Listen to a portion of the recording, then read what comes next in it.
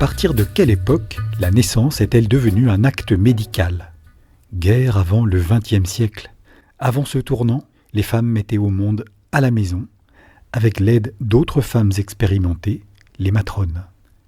Dans ce contexte, l'accouchement était d'abord un péril, pour la mère et pour l'enfant. Mais c'est aussi un moment ordinaire de l'existence de ces femmes, marqué par les travaux durs, les pénuries, les épreuves de toutes sortes. Suivons l'une de ces Mam Diegezet, ces accoucheuses qui ont présidé pendant des siècles à la mise au monde.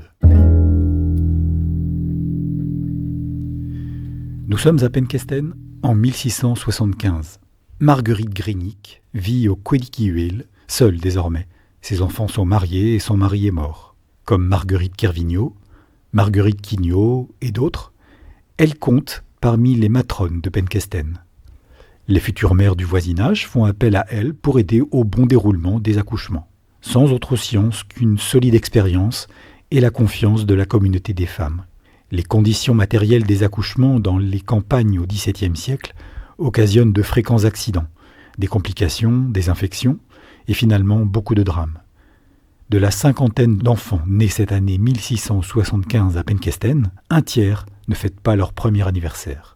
Si la mort du nouveau-né est acceptée avec fatalité, qu'il trépasse avant d'avoir été baptisé est une véritable source d'angoisse. On croit que l'âme du tout-petit est condamnée à errer pour toujours dans les limbes, cette région vague située aux marges de l'enfer. En cas de naissance difficile ou de menace directe sur la survie du nourrisson, un baptême de précaution est promptement exécuté par la sage-femme. Ce rituel d'urgence consiste à ondoyer l'enfant afin de le sauver du monde des ténèbres. Le véritable sacrement du baptême est accompli un peu plus tard à l'église par le prêtre. Pour ce rituel, Marguerite Grenic a dû s'entretenir avec le curé de Penkesten, Guillaume Le Merdy, et prêter serment de se comporter fidèlement et en conscience.